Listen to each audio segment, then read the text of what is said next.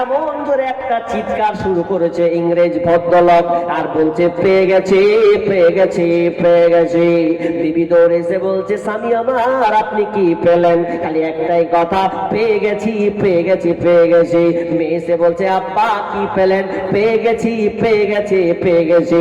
আনন্দে এতটা আত্মহারা হয়ে গেছে যে কোরআন বলছে তুমি যতদিন দুনিয়ার প্রাচুর্যতার পেছনে ছুটবে, ধন সম্পদের পেছনে ছুটবে, এগুলো তোমার শান্তিময় জিনিস নয়, এগুলো তোমাকে শান্তিতে রাখবে না যতক্ষণ না তুমি কবরে ঢুকেছ। তার মানে আমি এই দুনিয়ার মালামত ধন সম্পদের পেছনে ছুটেছিলাম, আমি দিনে এত কোটি টাকা ইনকাম করে এরপরে আমার শান্তি নাই। তার মানে আমি ধনের পিছনে ছুটেছি বলে আজকে আমার এই হালাতটা হয়েছে, এই জন্য আমার এই রোগ আর কোনো ডাক্তার ভালো করে না। তার মানে আমি কোরআনে পেয়ে গেছি। যদি কোরআন হাদিস না মানি জীবনে কিভাবে গো মরার পরে? যদি কোরআন হাদিস না মানি জীবনে কিভাবে গো মৃত্যুর পরে? কবরের মাঝে কি দিব জবাব? কবরের মাঝে কি দিব জবাব? মুনকির নাকিরের তরে কি হবে গো মরার পরে? যদি কোরআন হাদিস না মানি জীবনে কি হবে গো মরার পরে? যারা বেদুইন, যারা আপনার অন্য ধর্ম পালন করে, তারা কোরআনকে নিয়ে রিসার্চ করতে লাগলো, গবেষণা করতে লাগলো কোরআনের মধ্যে কে আছে। আপনারা জানেন একজন কানাডার প্রফেসর, তার নাম হচ্ছে গ্যারি মিলার। আপনি ইউটিউবে সার্চ দেন, গুগলসে সার্চ দেন, তার নাম এখন আপনি পেয়ে যাবেন। তিনি হচ্ছেন একজন খ্রিস্টান। সেই ভদ্রলোক প্রফেসর, তিনি কোরআনকে চ্যালেঞ্জ করেছেন, আমি কোরআনে ভুল বের করে ছাড়ব। আমি সারা পৃথিবীর যত গ্রন্থ আছে সমস্ত গ্রন্থের মধ্যে আমি ভুল বের করেছি। আমি যে খ্রিস্টান, এই বাইবেলের মধ্যে আমি ভুল বের করে দিয়েছি, তো কোরআনে ভুল বের করতে পারবো না এমনটা নয়, আমি এই কোরআনে ভুল বের করে ছাড়বই ছাড়ব। তখন তিনি কি করলেন? তিনি এখন কোরআনকে নিলেন। কোরআন নেওয়ার পর তিনি কোরআনের ভুল ধরবেন, এই জন্য তিনি প্রথমে কোরআনকে শুরু করলেন। প্রথমে দেখছেন সর্বপ্রথম কোরআন যদি স্টার্ট হয়েছে আল্লাহর প্রশংসা দিয়ে শুরু হয়েছে। তিনি আশ্চর্য হয়ে গেলেন, কোরআন শুরু হলো প্রশংসা দিয়ে। দেখবেন দুনিয়ার যত আপনার রাইটার আছে, লেখক আছে, যখন কোনো গ্রন্থ লিখে, যখন কোনো বই ছাপায়, বই লিখে মার্কেটে যখন সেল করে, প্রথমে সে লিখে তার দুর্বলতা দিয়ে। দেখবেন যারা বই ছাপে প্রথম তার দুর্বলতা দেশি করে কি, যে আমি এত পৃষ্ঠা লিখলাম, এই বইটা আমি লিখলাম, এই বইয়ে ভুল ত্রুটি মার্জনীয় যদি ভুল হয়ে থাকে, মানুষ মাত্রই ভুল, তো ভুল হলে আমাকে এই নাম্বারে বা এইতে যোগাযোগ করবেন, আমি এতে সংশোধন হয়ে যাব, বলে কি বলে না? প্রত্যেকটা কিতাবেই গ্রন্থে লেখা হয়, কিন্তু কোরআনে তো এমন কথা নাই। তিনি আশ্চর্য হয়ে গেলেন, যে সূরা বাকারার দিকে ঢুকলেন, কি যখন দেখছেন যালিকাল কিতাবু লা রাইবা ফীহি হুদাল লিল মুত্তাকিন, আরো আশ্চর্য হয়ে গেল যে আমি কোরআনের ভুল ধরতে যাচ্ছি, তো কোরআন পাল্টা আমাকে কইছে ভুল ধরতে পারবি না। আমি ভুল ধরতে যাচ্ছি তো আমাকে ঘুরিয়ে বলছে যালিকাল কিতাবু লা রাইবা ফীহি, এই কোরআনে কোনো ভুল নাই, কোনো সংশয় তুমি পাবে না, কোনো ভুল ত্রুটি পাবে না। আমি যে কোরআন খানটা তোমাদের উপরে নাজিল করলাম, এক বিন্দু তোমরা ভুল বের করতে পারবে না। হুদাল লিল মুত্তাকিন, আর এটা মুত্তাকিদের জন্য হচ্ছে হেদায়েত। প্রফেসর গ্যারি মিলার আশ্চর্য হয়ে গেল যে আমাকে প্রথমেই তো কোপা কাট করে দিলে, তো কি ভুল ধরবো হয়ে গেল। ধুকতে ধুকতে সূরা বাকারা পড়তে পড়তে আরো অনেক সূরা মারিয়াম চলে গেল, সূরা নিসা চলে গেল। তো পড়তে পড়তে যে মানুষের সম্মান মর্যাদা আল্লাহ এত দিয়েছেন যে আমাদের বাইবেলে মানুষের ব্যাপারে এত মর্যাদা দেননি। আরে আশ্চর্য হয়ে গেলাম, মারিয়ামের ব্যাপারেও পুরো একটা সূরা আছে, বাইবেলে এত সুন্দর করে মারিয়ামের ব্যাপারে আলোচনা নেই, কিন্তু কোরআনে এত সুন্দর করে আলোচনা আছেন। তখন এই ভুল ধরতে ধরতে শেষ পর্যায়ে বলছে, আমি যে কোরআনের ভুল ধরতে গিয়েছিলাম তার এটা কোরআনের ভুল নয়, আমি নিশ্চিত হয়ে গেলাম। আর আজ থেকে আমি প্রচার করে দিলাম, সারা পৃথিবীর মানুষকে জানিয়ে দিলাম, আশহাদু আল্লা ইলাহা ইল্লাল্লাহু ওয়া আশহাদু আন্না মুহাম্মাদার রাসূলুল্লাহ। আমি এই কোরআন খানাকে তার পুরাণে সুন্দর সবকিছু পেয়ে আমার ধর্মকে ত্যাগ করে আমি ইসলামকে গ্রহণ করে নিলাম। যারাই ভুল ধরে তারাই কোপাকাত, যারাই ভুল ধরে তারাই কোপাকাত। শুধুমাত্র কয়েকটা খ্যাপার কয়েকটা খেপি এখনো সংশোধন হয়নি, ওরা আছে। কোরআনের ভুল ধরেছে, আবার কিতাব বই লিখছে। বাংলাদেশে বাঘা বাঘা 4টা নাস্তিক বেঁচে আছে এখনো, বাঘা বাঘা। একটার নাম হচ্ছে আসিফ, একটার নাম হচ্ছে মুফাসসাল, একটার নাম হচ্ছে মাসুদ, আর একটা নতুন জন্ম নিয়েছে বেঈমান। এরা বড় বড় 4টা আছে, এরা মানুষকে ভুল বুঝাচ্ছে। কোরআনে এত ভুল আছে যা বলার কথা নয়। তো তুই আয় ধারের কাছে, ও আসবে না। কি ভুল পেয়েছে জানেন? আচ্ছা আপনারা বলেন কোরআনে ভুল আছে? জি, একজন হাত তুলে বলেন আছে। নেই, তো কি বলছে আর কি করে হাত তুলে দিছে? ভালো করে হাত তুলিস রে ভাই, বুঝে সুঝে বলছি আছে, তোকে হাত তুলে দিছে, ভালো করে বুঝেন। তাহলে কোরআনে কোনো ভুল নেই, কিন্তু নাস্তিকরা বলছে কোরআনে ভুল আছে, দেখাতে পারবো। 1885 খ্রিস্টাব্দে 1885 খ্রিস্টাব্দে দুইজন বড় বড় নাস্তিক, একটা হচ্ছে চাঁদমল ছোপড়া আর আরেকজনের নাম হচ্ছে এই কাশ্মীরে এই বেঈমানটা একটা বই লিখেছিলেন। বইটার নাম হচ্ছে সালমান রুশদি, যে নাম হচ্ছে, ও একটা বই লিখেছিলেন স্যাটানিক ভার্সেস, মানে কোরআন হচ্ছে শয়তানের কাব্যগ্রন্থ। কোরআন শয়তানের কাব্যগ্রন্থ। এই বইটা লেখার ফলে ইংরেজরা তাকে, একটা ইহুদিরা তাকে ইন্ডিয়ান ডলার টাকা দিয়েছিলেন। কতটি? প্রায় 2,20,00,000,000। এতটি তাকে প্রাইজ দিয়েছে। কেন? যে কোরআনের বিরুদ্ধে ও বই লিখেছে, তার জন্য। কি ভুল ধরেছে জানেন? আমি আশ্চর্য হয়ে গেলাম। একটা ইতিহাসের একটা বই পড়ছিলাম, তার ওইখানে কথাটা তুলে ধরেছেন। তো ওখানে ভুল ধরেছে যে কাফের বলছে যে এখানে কাফেরদেরকে পারবে ওখান থেকে মারো, কাতাল করো। আর স্বামী শঙ্করাচার্য উত্তরপ্রদেশ নিয়ে একটা বই লিখেছিলেন। ওই বইটা তো তিনি বিরুদ্ধে লিখেছিলেন, পরে তিনি ক্ষমা চেয়েছেন যে আমার ভুল বুঝা হয়েছে, আমি কোরআনকে বুঝতে পারিনি।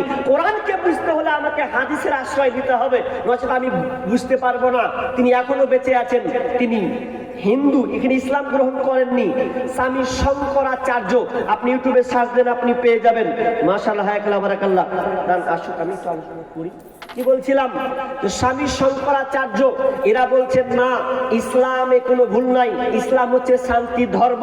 কিন্তু এই সালমান রুশদি তিনি বলছে যে না, এরা কেন বলছে কাফেরদেরকে হত্যা করতে হবে? আচ্ছা বলেন তো, আমরা কাফেরদেরকে হত্যা করি? জি, এটা একটা ভুল। কিন্তু বুঝলো না কাফেরকে হত্যা করার ব্যাপারে কখন বলা হয়েছে। হাদিসের ব্যাখ্যা বুঝেনি। কাফের থেকে যেখানে পাবে, তার মানে বলছে হিন্দু যেখানে পাবে, খ্রিস্টান যেখানে পাবে, জৈন যেখানে পাবে, বৌদ্ধ যেখানে পাবে সেখানে মারো, এমনটা নয়। বরঞ্চ ওটা নাজিল হয়েছে কখন? যে যখন যুদ্ধ চলছে, যুদ্ধকালীন যারা তোমাকে মারতে আসছে, তোমারও তো জান রক্ষার ব্যাপার আছে, তোমাকে যারা পাল্টা মারতে আসছে সেই কাফের থেকে তোমরা প্রতিহত করো, তাদেরকে তোমরা মারো, নিজেকে বাঁচো। কারণ তোমাদেরকে ওরা মারতে আসছে, যুদ্ধ করতে আসছে, সেই সময় কথা বলা হয়েছে। আর যারা মারবে না, কোনো কথাই নেই, ও ধর্ম পালন করবে, আমার ধর্ম আমি পালন করব। এটা হচ্ছে ভারতবর্ষ। কিন্তু আজকে গোলমাল পাকিয়ে দিয়েছে। বলছে জিহাদের ব্যাপারে বলা হয়েছে, বেটা জিহাদের অর্থই বুঝলো না, আর জিহাদের অপকর্ম বই লিখে বসে আছে। জিহাদ মানে কি খালি কাতাল করা? জিহাদ মানে সংগ্রাম, চেষ্টা, প্রচেষ্টা, অনেকের অর্থ আছে, কিন্তু আমরা এটা বুঝিনি। কিন্তু না, আমরা হতভাগা। কোরআন তারা বুঝতে পারছে, কিন্তু আমরা একটু বুঝার চেষ্টা করছি না। এই জন্য আজকে আমরা লাঞ্ছিত, পদতলিত হচ্ছি। অনেক বিশাল বড় চ্যাপ্টার আলোচনা আছে, আমি আস্তে আস্তে যাচ্ছি। বলছিলাম যে আমাদেরকে এই কোরআন খানাকে ভালো করে বুঝতে হবে। তারা যদি বুঝতে পারে, তারা যারা কোরআনের ভুল ধরার জন্য ইসলাম গ্রহণ করে নিচ্ছে, তাহলে আমরা মুসলমান হয়ে এখন পর্যন্ত অনেক মানুষ কোরআন পড়তে জানি না। জি জানি কোরআন পড়তে, জি কজন আছি লোক আমরা? আচ্ছা, কোরআন কে কে পড়তে পারেন? হাত তুলেন তো। লজ্জা নয়, কোরআন পড়তে জানি না খুব কম হাত তুলেছে, অথচ আমরা এখনো কোরআন পড়তে জানি না। জি দুনিয়াবি সব কাজ শিখে নিয়েছি।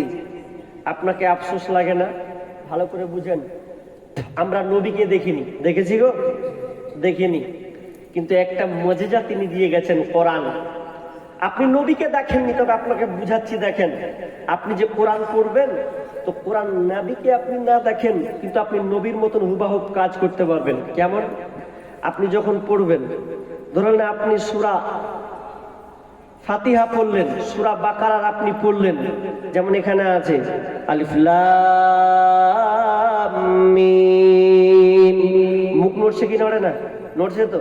যালিকাল কিতাবু লা রাইবা ফীহি হুদাল লিল মুত্তাকিন।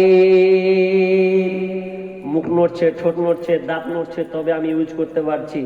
তার নবী কেমন করে পড়েছে? ওইভাবে পড়েছে না অন্যভাবে পড়েছে? সেমভাবে নবীর মুখ জবানটা নড়েছে ওইভাবে। যালিকাল কিতাবু লা রাইবা ফীহি, তার মানে আপনি নবীকে দেখেননি, কিন্তু নবীর নকল আপনি করছেন। নবী যেভাবে কোরআনটাকে পড়েছেন, আপনিও কিন্তু ওইভাবে তার জবানে নড়াচ্ছেন। তার মানে আমরা কত হতভাগা, যারা আমরা এখনো কোরআনকে পড়তে জানলাম না, কোরআন পড়তে শিখলাম না, দুনিয়ার সব কিছু আমরা শিখলাম। তাহলে শুনে নেন, দুনিয়ার যত কিছু শিখে কোনো লাভ হবে না যদি আপনি কোরআন না শিখেন। কোরআন শিখে যদি আপনি মারা যান, না শিখে যদি মারা যান, বলেন তো আপনার আফসোস তো দুনিয়াতে থেকে গেল, যে কোরআনটা আপনাকে শান্তির জন্য দেওয়া হয়েছে। একবারও কি আপনার দিল কাঁদে না? আপনার অন্তর কি একবার জাগে না যে না না, আমার বয়স 40 হয়ে গেছে, 50 হয়ে গেছে, কোরআন খানাকে একটু শিখার চেষ্টা করে? কিন্তু আমরা দুনিয়ার সব শিখি রে। অনেক মাস্টার, অনেক ডাক্তার আছেন, আপনার কিনা ইংলিশ পেপার কাগজ নিয়ে বসে গেছে, কোথাকার লন্ডন আমেরিকার খবর নিয়ে বসে আছে। আমার আক্ষেপ নাই, কিন্তু ওই ভদ্রলোকটাকে বলবো, যে আল্লাহ আপনাকে নিজের হাতে বানালেন, তার ভাষা, তার কোরআন খানাকে যদি আপনি পড়তে না শিখলেন, তাহলে আপনার ইংলিশ শিখে কি লাভ হয়েছে? আপনার ম্যাথ অঙ্ক শিখে আপনার কি লাভ হয়েছে? সায়েন্স নিয়ে আপনার কি লাভ হয়েছে, যদি আপনি কোরআনটা না পড়তে জানেন? কত কিছু পারো রে বন্ধু, কোরআন পারো না। মইরা গেলে জান্নাত পাইবা, এত সোজা না। মইরা গেলে জান্নাত পাইবা, এত সোজা না। কত কিছু করো রে বন্ধু, কোরআন পড়ো না। কত কিছু পড়ো রে বন্ধু, কোরআন পড়ো না। মইরা গেলে জান্নাত পাইবা, এত সোজা না। মইরা গেলে জান্নাত পাইবা, এত সোজা না। কোরআন শিখতে হবে। দেখেন, কোরআন শিখুন।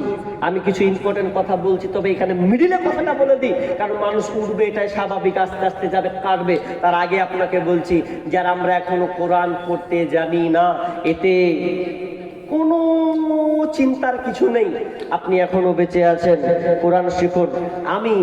আমার এখন না হয় ব্যস্ততার কারণে আমি ক্লাস করতে পারি না, তবে সময়ে আমি অনেক ছেলেদেরকে নিয়ে ক্লাস করি, যারা 30 বছর, 25 বছর, 40 বছর, তারাদের পর্যন্ত আমি এই কোরআনটাকে পড়ানোর জন্য এই কায়দাটাকে শেখানোর চেষ্টা করি।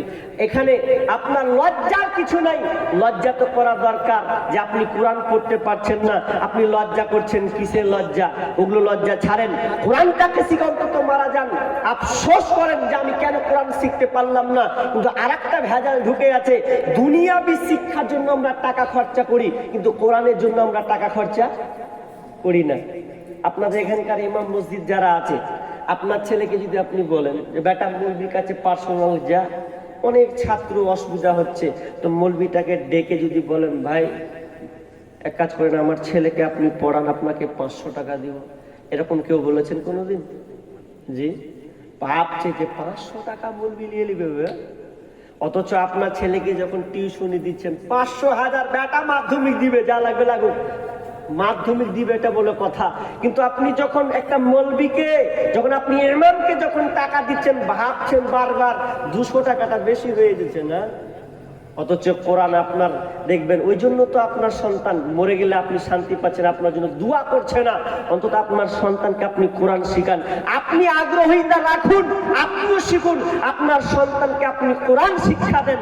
আশ্চর্য লাগে, আজকে আমরা কোরআন শিক্ষা নেই বলে আপনি যত মেয়েদেরকে বরখায় রাখেন আর যত গাইডলাইনের কোনো ফায়দা হবে না।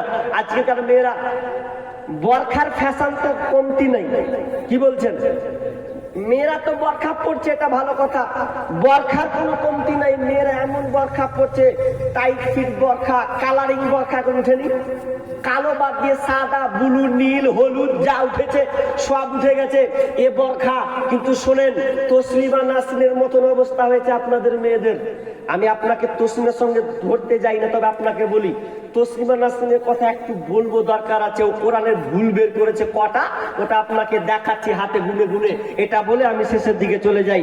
এ তসলিমা নাসরিন বলেছে মেয়েদেরকে বেপর্দায় রেখেছে, মেয়েদেরকে পর্দার মধ্যে ঢুকিয়ে ঘরে বন্ধে তালাবন্দি করে রেখেছে। কেমন ইসলাম রে, কেমন কোরআন রে, যে মেয়েদেরকে ঘর হতে বের হতে। আচ্ছা বলেন তো, কোরআন কি বলেছে মেয়েদেরকে ঘর হতে বের হওয়া যাবে না?